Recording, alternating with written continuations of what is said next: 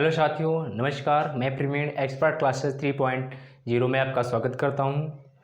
आज मैं लेकर आया हूं क्लास 9th की मैथ प्रश्नावली 2.1। तो चलिएगा क्लास को देरी ना करते हुए स्टार्ट करते हैं।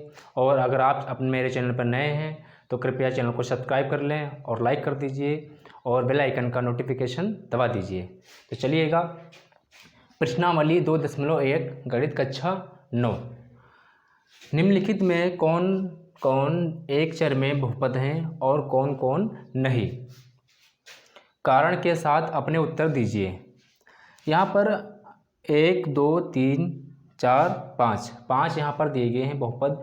तो इसमें ये चीज़ बताना है कि कौन बहुपद हैं, कौन से बहुपद नहीं हैं। आप कारण से बताना है कि किस तरह से हैं। तो चलिएगा मैं यहाँ पर एक चीज़ बता देता हूँ कि एक चर में क्या होता है। चर अचर, पहले इससे को समझने से पहले चर अचर की बात कर लेते हैं कि चर और अचर क्या होता है। तो यहाँ पर चर और अचर की बात कर लेते हैं। चर और अचर, चर अचर। चर क्या होता है कि हम लोग यहाँ पर A to Z कुछ भी ले सकते हैं, यानी जो ABCD होती हैं उनको हम चर कह सकते हैं।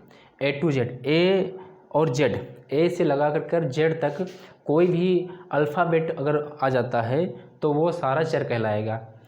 अचर की बात कर लेते हैं। जो अचर में होगा वो सारी संख्याएं होंगी, यानी अंक होंगे।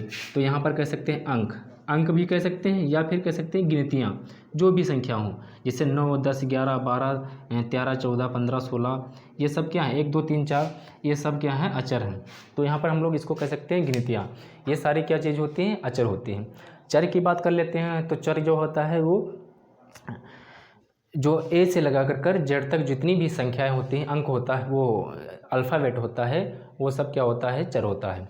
तो यहाँ पर जो प्रश्न कहा गया है कि एक चर में कौन से बहुपद हैं और कौन से बहुपद नहीं हैं, ये चीज़ कहा गया है। तो बहुपद की पहले परिभाषा देख लेते हैं कि जो बहुपद होता है उसमें क्या होता है कि उसकी जो घात होनी चाहिए वो 0 बटे में ना होनी चाहिए। जो घात है वो बटे में ना होनी चाहिए और माइनस में भी ना होनी चाहिए। जैसे हम लोग यहाँ पर देख लेते हैं, जो बहुपद होता है, बहुपद का जो परिभाषा होती है कि ऐसे पूर्णांक, ऐसे बीजीय व्यंजक जिनकी जो घात हो वो ऋणोत्तर पूर्णांक होनी चाहिए। ऋणोत्तर का मतलब ऋणात्मक नहीं, ऋणोत्तर का मतलब होता है जो पूर्णांक होते हैं उसमें धनात्मक वाले। यहाँ पर ऋणोत्तर का मतलब ये नहीं होगा कि जो यहाँ देखिए ऐसे बीजीय व्यंजक जिनकी जो है घात क्या हो, ऋणोत्तर पूर्णांक हो, ऋणोत्तर पूर्णांक हो, ठीक, पूर्णांक हो। बीजीय व्यंजक का मतलब ये होता है जिसमें x चर और अचर दोनों पद अगर शामिल हो जाते हैं तो वो बीजीय व्यंजक कहलाते हैं। जैसे बीजीय व्यंजक की बात कर लेते हैं हम लोग, यहाँ पर ये दोनों अगर कोई भी मिल जाते हैं तो बीजीय व्यंजक। अब जैसे मान लेते हैं उदाहरण कि यहाँ पर देख लीजिए, क्या ये वाला बीजीय व्यंजक है? तो बीजीय व्यंजक होगा क्योंकि इसमें भी तो x y z है। भाई t है तो t तो अल्फ़ाबेट में ही आता है, वर्णमाला में ही तो आता है। और यहाँ पर 2 है, यहाँ पर अंडर रूट 2, यहाँ पर 3 है, यहाँ पर अंडर रूट 2 है। अब ये देखो अचर और चर दोनों मिक्सअप है तो ये भी बीजीय व्यंजक, इसमें भी बीजीय व्यंजक, इसमें भी बीजीय व्यंजक, और इसमें भी बीजीय व्यंजक, और इसमें भी बीजीय व्यंजक। तो बीजीय व्यंजक तो दोनों चारों 5 जो भी दिए गए हैं सारे बीजीय व्यंजक होंगे। लेकिन प्रश्न ये उठता है कि क्या सभी ये एक बहुपद हैं?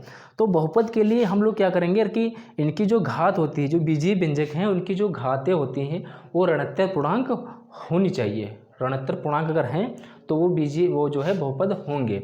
ऋणोत्तर पूर्णांक का मतलब ये होता है कि जो उनकी घात होती है वो घात क्या होनी चाहिए, माइनस में ना हो, ठीक, और जो पूर्णांक है और बटे में ना हो, ठीक, बटे में ना हो। जैसे मान लेते हैं कि हम लोग यहाँ पर कोई भी ले लेते हैं, यहाँ पर कि 5 की पावर 1/2 x भी ले लेते हैं, और यहाँ पर क्या ये बीज बहुपद होगा? तो नहीं होगा क्योंकि यहाँ पर घात इसकी बटे में आ गई। या फिर हम लोग माइनस की बात कर लेते हैं कि 5x² प्लस 3x की पावर -3, ऐसे भी कर सकते हैं। अब ये बीजीय व्यंजक तो है क्योंकि इसमें चर और अचर दोनों शामिल हैं, लेकिन क्या ये बहुपद होगा? तो बहुपद के लिए हमने क्या बताया है कि जो इसमें होता है हम लोगों को यहाँ पर बहुपद के लिए घात जो है माइनस में नहीं होनी चाहिए और वह बटे में ना हो, तो वो बहुपद कहलाएगा। तो चलिएगा अब मैं देख लो यहाँ पर जो है यहाँ पर दिया गया है, इनको अब पहचानिए। चर अचर में कोई दिक्कत नहीं, बीजीय व्यंजक में कोई दिक्कत नहीं, बहुपद में कोई दिक्कत नहीं, ठीक है। अब देखिए यहाँ पर पहला वाला क्वेश्चन ये कहा जा रहा है कि यह क्या एक चर में बहुपद होगा। तो एक चर की बात कर लेते हैं कि जो चर होते हैं वो एक चर होना चाहिए, मतलब दोनों में पूरे में एक ही चर होना चाहिए और चर नहीं होने चाहिए। जैसे यहाँ पर इसमें x की बात की जा रही है तो x ही है और कोई चर है y x y z वगैरह, x को छोड़कर बाकी कोई चर नहीं है। तो ये वाला क्या हो जाएगा, एक चर में बहुपद है, एक चर में बहुपद है। अब कैसे है, कारण भी देना है। चर भाई एक है, बहुपद है कि नहीं, उसके लिए हम लोग घात देंगे, घात देखेंगे। घात जो है क्या माइनस में है, नहीं माइनस में है, और क्या बटे में है, बटे में भी नहीं है। तो ये वाला जो होगा ये क्या होगा, ये बहुपद होगा ना, ये वाला बहुपद है। तो यहाँ पर कारण भी लिख देंगे कि जो घात है, घात जो है क्या लिख देंगे यहाँ पर, पूर्ण संख्या है, पूर्ण संख्या है। पूर्ण संख्या की परिभाषा क्या होती है कि वो संख्याएं, प्लेलिस्ट में मैंने संख्याओं के बारे में दे रखा है, वहाँ पर आप जाकर जो है पूर्ण संख्या भी देख सकते हैं। लेकिन मैं यहाँ पर भी बता दे रहा हूँ कि पूर्ण संख्या क्या होती है। पूर्ण संख्या वह संख्या होती हैं जो 0 से स्टार्ट हों, 0 1 2 3 4 5 6 7 8 तक जो संख्या चलती है, मतलब आगे अनंत तक जाती रहती हैं, वो संख्या क्या होती हैं, पूर्ण संख्या कहलाती हैं। तो ये बहुपद कैसे होगा कि इसकी जो घात है वो पूर्ण संख्या है, ठीक, पूर्ण संख्या है लिख देते हैं, घात पूर्ण संख्या है, इसलिए यह क्या है, एक चर में बहुपद है। एक चर में मतलब एक चर है, ठीक, एक चर में बहुपद यहाँ पर दिया गया है। अगला वाला देखो प्रश्न क्या है, अगला वाला जो प्रश्न है वो क्या है, x²√2। तो इसमें बहुपद तो एक है यहाँ पर भाई, ये तो यह जो चर है वो एक है, क्या बहुपद है। तो बहुपद के लिए हमने क्या बताया है कि जो उसकी घात है, जो बीजीय व्यंजक में जो चर होते हैं, चर पर घात क्या होनी चाहिए, माइनस में नहीं होनी चाहिए और बटे में भी नहीं होनी चाहिए। तो यहाँ पर ना तो बटे में है और ना ही माइनस में, तो ये भी लिख सकते हैं कि एक चर में बहुपद है, एक चर में बहुपद है, एक चर में बहुपद है। कारण भी लिख सकते हैं कि घात जो है, घात पूर्ण संख्या है, पूर्ण संख्या है, भाई कारण में लिख दिया, ठीक। अगला प्रश्न देखो, अगला प्रश्न ये वाला है, इसमें कहा जा रहा है कि 3 और t, ये देखो प्रश्न दिया गया है। अब अगर इसको हल करते हैं तो यहाँ पर अंडर रूट का मतलब होता है उसकी घात आधी, तो यहाँ पर 3t⁻1/2 प्लस t√2। तो ये तो भाई अचर है, उससे मतलब नहीं, हम लोगों को चर से मतलब है। तो चर के लिए यहाँ पर क्या करेंगे, जो ये होता है देखो t की घात आधी हो गई। अब जब t की घात आधी हो गई तो आधी अगर है तो क्या होगा, वो बहुपद नहीं होना चाहिए ना, वो बहुपद नहीं होगा। तो क्योंकि हमने परिभाषा में ये बताया है कि अगर घात आधी होती है या फिर जो उसकी घात है वो माइनस में होगी तो वो बहुपद नहीं होगा। तो यहाँ पर ये लिख देंगे कि एक चर में, देखो एक चर में तो है लेकिन बहुपद नहीं है, एक चर में तो है, एक चर में तो है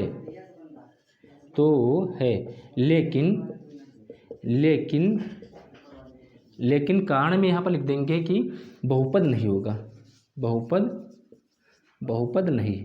बहुपद क्यों नहीं है, क्योंकि यहाँ पर जो घात है वो बटे में आ गई, यहाँ पर घात किस में आ गई है, बटे में आ गई है, इसलिए ये बहुपद नहीं होगा, ठीक। चलिए अगला ये वाला प्रश्न देख लीजिएगा। ये प्रश्न में क्या कहा जा रहा है कि y + 2/y। अब इसको हल करेंगे तो ये वाला अगर ऊपर जाएगा तो ये माइनस में हो जाएगी कि यहाँ पर प्लस में घात है, घातांक और कड़ी में इस तरह से किया जाता है। तो y + 2 गुणे y⁻−1। अब यहाँ y⁻−1 होने के कारण ये वाला बहुपद भी नहीं होगा।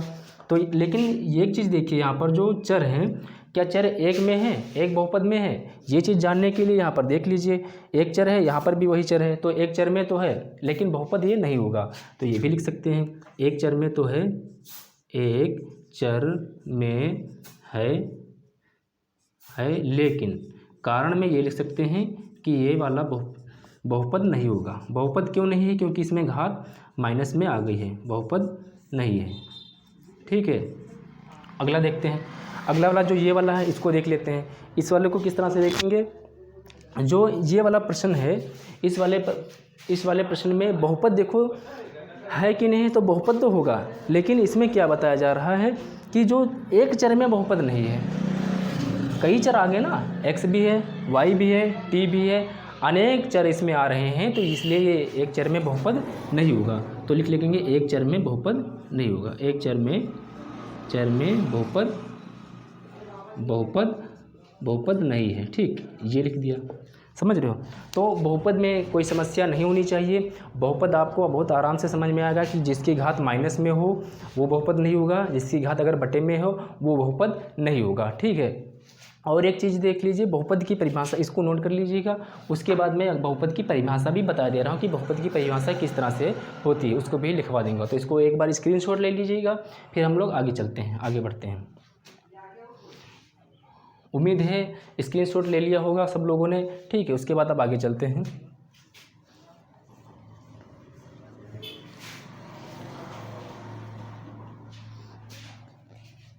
यहाँ पर अगला प्रश्न देखिए, प्रश्न नंबर 2। प्रश्न नंबर 1 के सारे हो गए हैं, अब आता है प्रश्न नंबर 2। तो प्रश्न नंबर 2 क्या है वो नोट कर लीजिएगा। जो प्रश्न नंबर 2 है वो उसमें क्या कह रहा है कि निम्नलिखित में एक्स स्क्वायर का गुणांक लिखिए। निम्नलिखित में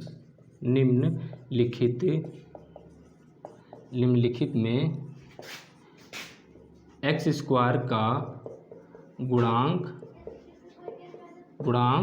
लिखिए। तो गुणांक का मतलब होना चाहिए, गुणांक को देखो, यहाँ पर गुणांक जो दिया गया है इसको अगर अलग अलग करेंगे तो इसमें गुणा प्लस अंक आता है, यानी जो एक्स स्क्वायर के गुणे में जो अंक होगा वही उसका गुणांक हो जाता है। ठीक है, जो एक्स स्क्वायर के गुणा में अंक होगा वही उसका जो है गुणांक हो जाता है। तो यहाँ पर देखिए एक्स स्क्वायर के गुणा में कौन सा अंक है भाई, जो प्रश्न नीचे दिए गए हैं उसमें सब में चेक करिए भाई। तो यहाँ पर मैं अभी बता रहा हूँ, 1 मिनट रुकिए। यहाँ पर देखिए जो गुणा में अंक जो है, पहले प्रश्न नोट कीजिएगा। यहाँ पर जो देखा है 2 plus x square plus x, 2 plus x square plus x, ये वाला जो है पहला प्रश्न है। दूसरा प्रश्न देखिए यहाँ पर 2 minus x square plus 2 minus x square plus x की घात 3, ये वाला अगला वाला है। अगला नेक्स्ट देखिए, जो नेक्स्ट वाला है वो क्या चीज़ है, पाई बटे 2 एक्स स्क्वायर, पाई बटे 2 एक्स स्क्वायर प्लस एक्स, ये वाला जो अगला प्रश्न है। तो पहला प्रश्न ये वाला, दूसरा प्रश्न ये वाला है और तीसरा प्रश्न वो वाला है। अगला प्रश्न 5, चौथा भी नोट कर लीजिएगा। तो चौथा जो होता है वो अंडर रूट 2 एक्स प्लस 1, ये वाला जो है वो यहाँ पर -1 नोट कर लीजिएगा, माइनस। ठीक है, ये प्रश्न आपके दिए गए हैं। तो इसमें एक चीज़ बताना है कि कौन कौन से एक्स स्क्वायर का गुणांक है। तो यहाँ पर देखिए गुणांक का मतलब क्या बता दिया हमने, गुणा में जो अंक होने चाहिए। तो किसके गुणा में होना चाहिए, एक्स स्क्वायर के होना चाहिए। तो इसमें एक चीज़ देखिए कि एक्स स्क्वायर कहाँ पर है, एक्स स्क्वायर यही दूर से चमक रहा है, तो इसके गुणा में कौन सा अंक है, यहाँ पर तो कोई अंक नहीं दिख रहा है। तो उसके लिए आपको जब कोई अंक ना हो तो वहाँ पर 1 मान लिया जाता है। तो एक्स स्क्वायर का गुणांक इसमें क्या है, एक्स स्क्वायर का गुणांक इसमें क्या है, गुणांक है 1। ठीक उसी प्रकार से इसमें देख लेते हैं, इसमें भी 1 दिख रहा है लेकिन इसमें माइनस में है। एक्स स्क्वायर का गुणांक क्या है इसमें, 1, -1 है। ठीक है, -1 है यहाँ पर, एक्स स्क्वायर का गुणांक जो है वो माइनस यहाँ पर 1 है। अगला देखिए यहाँ पर इसमें भी देख लेते हैं, एक्स स्क्वायर का गुणांक क्या है, पाई बटे 2, एक्स स्क्वायर का गुणांक पाई बटे 2 है। ठीक, सब में इसी तरह से देख लीजिएगा, इसमें -1 होगा, इसमें पाई बटे 2 होगा और इसमें जो है 1 होगा। इस वाले में एक्स स्क्वायर क्या है, इसमें एक्स स्क्वायर है ही नहीं। ठीक है, इस वाले में एक्स स्क्वायर है ही नहीं, तो जब एक्स स्क्वायर नहीं है यहाँ पर तो इसमें क्या हो जाएगा, ये वाला एक्स स्क्वायर नहीं है तो यहाँ पर इसमें अलग से जोड़ सकते हैं हम लोग, एक्स की पावर एक्स स्क्वायर यहाँ पर जोड़ सकते हैं। तो इसकी जो है यहाँ पर हम लोग ये क्या लिख सकते हैं, जब इसमें नहीं है एक्स स्क्वायर तो इसमें लिख सकते हैं हम लोग यहाँ पर एक्स स्क्वायर का गुणांक 0 है, एक्स स्क्वायर का गुणांक 0 है। ठीक, एक्स स्क्वायर का गुणांक जो है 0 होगा, क्योंकि इसमें अगर हम लोग 0 यहाँ पर जोड़ देते हैं तो क्या होगा, यहाँ पर मान लेते हैं कि एक्स की पावर एक्स स्क्वायर गुणे में अगर 0 कर देते हैं तो ये 0 पूरा हो जाएगा, तो यहाँ पर एक्स स्क्वायर का जो गुणांक होगा वो 0 हो जाएगा। ठीक है, तो इस तरह से जो है ये भी प्रश्न, दूसरा वाला भी प्रश्न नोट कर लीजिएगा, स्क्रीनशॉट ले लो, फिर अगला वाला आगे देखते हैं। ठीक, आगे देखते हैं, चलो इसको मिटा देते हैं। मिटाने के बाद देखिए उसके बाद क्या होता है, आगे देखिए, आगे चेक कर लीजिएगा। ठीक है। अगला जो प्रश्न नंबर 3 है वो लिखा कि 35 घात के द्विपद और 35 घात के द्विपद। प्रश्न नंबर 3 देखिए, 35 घात के द्विपद, 35 घात के द्विपद और 35 घात के द्विपद और 100 घात के एक पदी और 100 घात के एक पदी उदाहरण लिखिए। ठीक है, एक एक उदाहरण लिखना है, समय से एक एक उदाहरण लिखना है, समझ रहे हो। अब एक एक उदाहरण के लिए भाई यहाँ पर एक मान लेते हैं कि उदाहरण के लिए क्या करेंगे, बहुत आसान तरीका है कि ऐसा कोई बहुपद होना चाहिए, द्विपद होना चाहिए जिसमें 2 पद हों और उसकी जो घात हो वो 35 होना चाहिए। तो यहाँ पर हम लोग क्या कर सकते हैं, कुछ भी ले सकते हैं, वो अपने अनुसार कुछ भी ले सकते हो। मान लेते हैं हम लोग ये भी लिख सकते हैं 3x की घात 35 प्लस अगला कुछ भी पद लिख सकते हैं, y भी लिख सकते हैं, x y z कुछ भी आप लिख सकते हैं, 2 भी लिख सकते हैं क्योंकि वहाँ पर 2 पद होना चाहिए। तो यहाँ पर 2 पद हैं। ठीक उसी प्रकार से ये वाला इसका एक उदाहरण हो गया। अगर ठीक उसी प्रकार से और भी ढेर सारे ले सकते हैं, लेकिन वहाँ पर प्रश्न में बताया गया है कि आप एक ही उदाहरण लें, लेकिन आप चाहते हैं तो उससे ज़्यादा भी कर सकते हैं। जैसे हम यहाँ पर ये भी कर सकते हैं y की घात 35 प्लस x की पावर यहाँ पर लिख सकते हैं, तो कुछ भी लिख सकते हैं क्योंकि इसमें जो घात होनी चाहिए वो 35 से ज़्यादा ना होनी चाहिए। ठीक है, अगले वाला क्या कहता है कि 100 घात का एक पदी, तो एक पदी में तो एक ही पद होता है, इसमें तो 2 पद है। ठीक, एक ये वाला पद है, एक ये वाला पद है। ठीक, एक ये वाला पद है, एक ये वाला पद है। तो इसमें भी हम लोग क्या कर सकते हैं कि 2 पदी ले सकते हैं। यहाँ पर जैसे मान लेते हैं कि y की पावर एक पदी ले सकते हैं, y की पावर 100, 3x स्क्वायर की पावर 100। ठीक, y की पावर 100, 3x की पावर जो है 100 का मतलब यहाँ पर जो है केवल एक ही पद लेना, अगला वाला पद इसमें कहीं नहीं जोड़ना। ठीक, ये एक पदी होगी और ये वाला 2 पदी हो गए। ठीक, एक पदी और 2 पदी। एक पदी 2 पदी का मतलब ये होता है कि जो प्लस माइनस से ही हम लोग जान पाएंगे ये एक पदी है या 2 पदी है। जैसे यहाँ पर लिख लेते हैं, एक पदी में क्या होता है, एक ही पद होगा, 3x स्क्वायर, 4x या कुछ 5 कुछ भी हो सकता है, लेकिन एक पद ही होना चाहिए। द्विपदी में क्या होता है, ठीक, द्विपदी में क्या होता है कि 3x स्क्वायर प्लस 5 2 जुड़ जाए, इसमें 2 पद जुड़ जाते हैं तो ये द्विपदी हो जाएगा। ठीक, 3 पदी में ठीक उसी प्रकार से 3 पद आ जाएंगे, माइनस प्लस कुछ भी हो सकता है इनके बीच, इन पदों के बीच में। ठीक है, तो ये वाला क्या इस तरह से हो जाएगा। ठीक, एक एक उदाहरण लिखने थे तो एक एक उदाहरण लिख दिया, हालांकि कुछ और भी उदाहरण लिख सकते हो आप। ठीक है, तो ये एक एक उदाहरण हो गए। अगला अब जो है आज की क्लास यहीं पर विराम देते हैं। अगली जो प्रश्नावली है इसी के आगे जो भी प्रश्न बचे हैं वो मैं कल करवा दूंगा। आज के लिए इतना ही। जय हिंद, थैंक यू। और अगर क्लास अच्छी लग रही हो तो कृपया लाइक कर दीजिएगा और शेयर भी कर दीजिएगा ताकि आगे और भी बच्चों तक ये क्लास पहुंच सके। थैंक यू, जय हिंद।